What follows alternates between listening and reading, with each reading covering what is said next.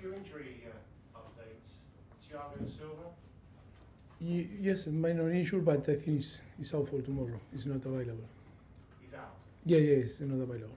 Just for tomorrow or for next weekend as well? After is like we need to assess him, day by day. And then Gusto, Levi, Colwell, one was tired, one was hobbling. Again, the last game, are they both okay? Yeah, yes, they are okay. They recovered well, and yes, they are available for tomorrow. Yes. Any other updates? I was going to ask about Robert Sanchez. Robert Sanchez is available. Yes, too. It's a good news.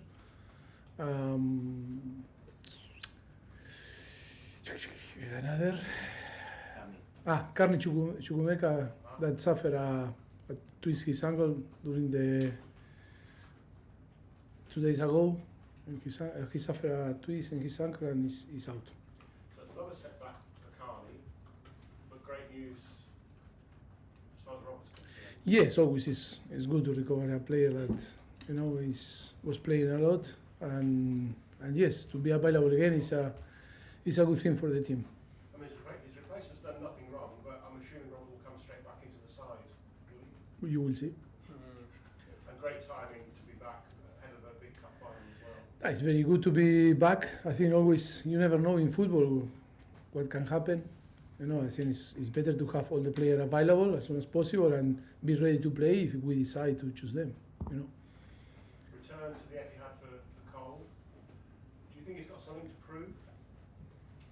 No, he's not this type of player that need to prove nothing. I think he really, is very grateful with his period in Manchester City, and he left the club because he wanted to find, another challenge or to have the possibility to play more. And yes, here was he adapted very well, and he was lucky because he's playing a lot of games here. No, but I think he's going to be there, trying to play and to perform for him and for his team. Do you think Pep Guardiola regrets selling him? No, that is a question for him. Look, for me, Manchester City have an amazing squad, unbelievable player, and of course, the decision, I think, is not regret or no regret. Like sometimes we make some decision that always we think in the best for the team. That doesn't mean that it's good or not so good player. It's about that sometimes the period or the circumstance didn't match, and that situation can happen. Player want to leave, and you cannot stop because you cannot provide the game time.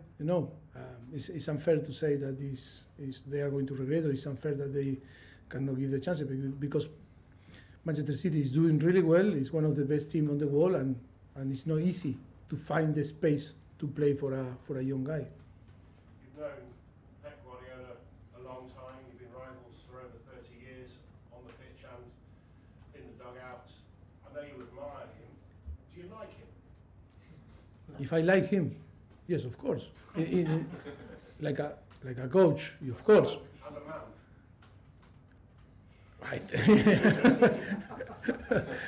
Gary, your question confused me. I admire him, of course. Obviously, there's been a few bits of history between you. That Harry Kane team, he was called. But that is part of the business. Part of the business. Shake hands in November. No, because I was so angry with the referee. Remember, that is why, and then apologize public. In my press conference after the game, of course, it's not going to happen again. It's not going to happen again because I was so upset with the referee, and I go like an arrow through to the pitch to try to fight with the referee. Big mistake, and I say sorry again. I say sorry again because I need to be more calm and relaxed and to show respect to the opponent, and that why I feel really bad, but okay, I apologize again. You like everybody? You like everybody? No, not everybody. No. I am a nice guy, but not too nice.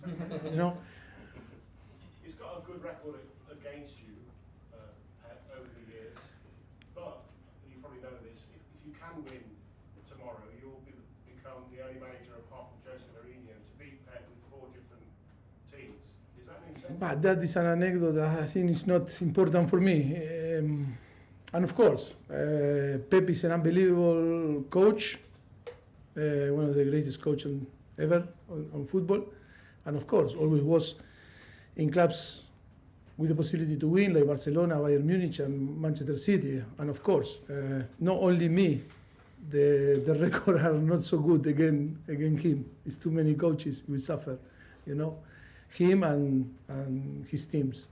But I think the most important is to be involved in this game with the possibility to face a team like Manchester City and the possibility to face him. The team that always challenge, you know, it's a big challenge for us. It's always great opportunity to learn from the best, you know. Thank you.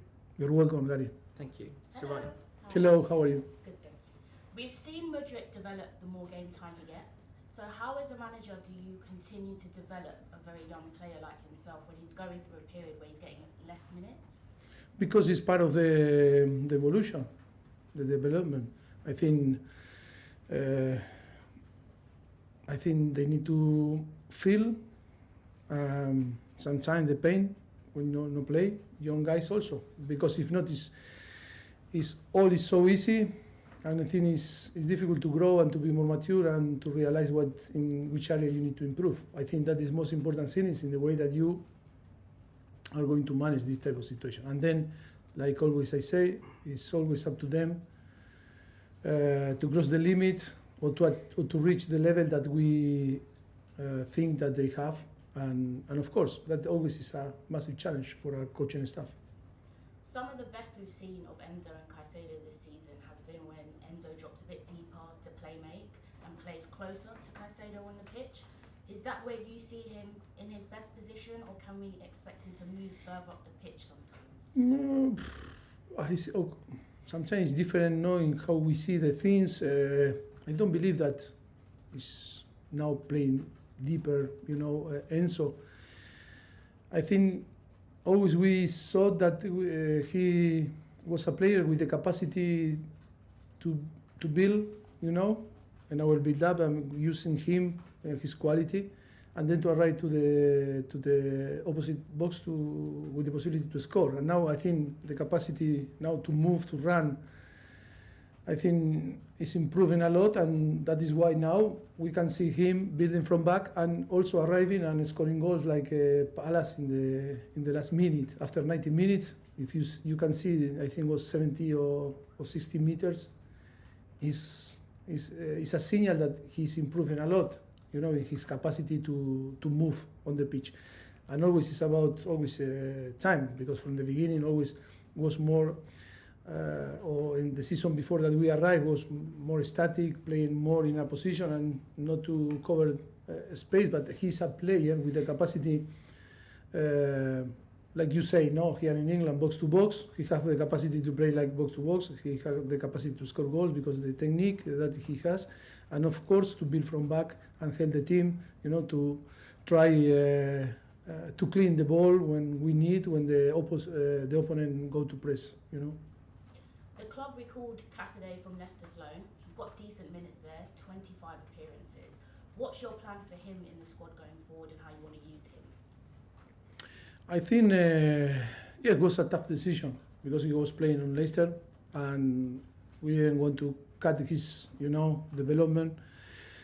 But with the injuries of Lavia and Leslie Uguche, I think we needed, and of course Carney that was suffering some setback, I think we need another midfielder, because if you see the squad, it's only Enzo and Moy and then Connor, and not another real midfielder, no? And I think we were talking with him, we explained the situation.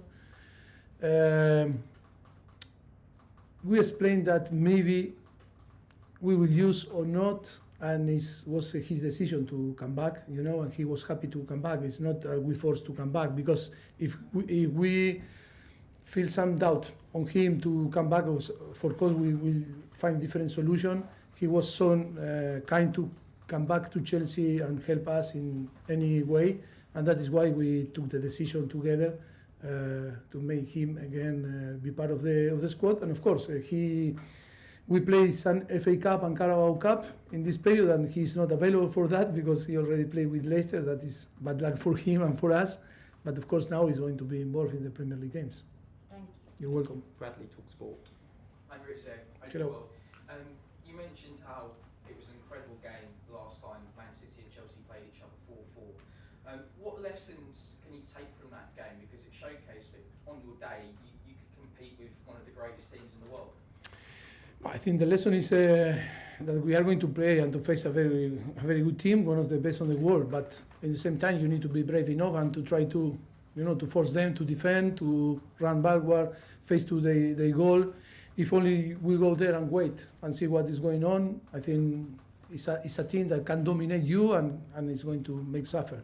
I think the most important thing that we realize that we need to attack, and after we need to be able to run and to make the effort all together. Okay, after is some tactic question that we need to be aware, but of course the most important thing is to go there and to be brave and to challenge them in being brave. No? There's been lots of debate about where Man City rank in terms of being one of the greatest teams in Premier League history. What's your view? Where do they rank in your view? For sure, one of the best. You need to put, in the on the top for sure, with another teams that make history here in England. But for sure, he's going to be there, Manchester City. You talked about Cole Palmer earlier and going back to Man City. Are you surprised by the way he's hit the ground running so quickly at Chelsea, and how he's adapted so quickly to become such a key player in your side? Yes. He's a player that is, I don't want to be wrong, no? But today one person here in the staff said to me, in the club staff, said to me, he's from Manchester, but he looks like a Brazilian, Argentino, or has, the capacity to adapt so quick. Because sometimes, I think one of our strengths, Argentine people, Brazilian, South American people, is that they come to Europe and we survive and we adapt very quick. And sometimes people that maybe is from here came from Manchester to the south, or the south to the north, and it's so difficult to adapt because the weather, or because the language, or because all is different, and they suffer. But for him was to come right to the club, and I think that is the key. He adapted very, very quick to the life here in Cobham, in London, in South London, and on the club. And I think that make him to show his talent. Great, Thank you. BBC, Alex. Hi Mauricio. Hi. Probably not after that answer you just gave, but will you have to speak to Cole Palmer about going back to the Etihad, as it'll be such a new experience for him to play against Manchester City there in their ground? I don't know. Played at Stamford Bridge. I don't know how to use. Es un pícaro. Es un. It's wise. He's very smart. Yes, he's very smart. It's difficult to find in Spanish is a word, but that show how he is. But in English, I don't know. He's in between smart, clever, naughty. Is so emotional, intelligent, and emotional, and he doesn't care. He's going to go there and play. Can play good or not so good, but it's not because of the pressure. Playing against Manchester City is always one of the biggest games of the season, but is this one more important because of the match that follows after it, that you come out with a positive feeling? Look, you in a normal team, I think, yes, I agree with you. But we are a team that we have up and downs, and still we need to find our maturity and our consistency. I think we need to first tomorrow to think and to try to win, and then see what happens in the next one. I think it's not going to be a consequence in case to win the game or not to win the game that is going to affect after the game against Liverpool. But you can see after Wolverhampton, I think we made one of the best show our best performance of the season in a pitch or in a stadium that I think was the second best, Aston Villa, that was in the top 4 in this moment and was doing so well, and the team performed fantastic. That is why it's difficult to guess what is going to happen, Thank you. You're welcome. Last question in the broadcast, Simon Johnson. Hey Mauricio, Hello. Nicholas Jackson, he got booked again. Were you And you see me when when I ride to the dugout. Yeah, but I think it's bad, but it's good. Showed that care about the team, the club, the teammate, and he expressed his happiness and didn't think that it's going to be booked. And now it's only one, no? For one more, it's going to 2 games. Yes, it's part of this amazing and exciting history that we are living.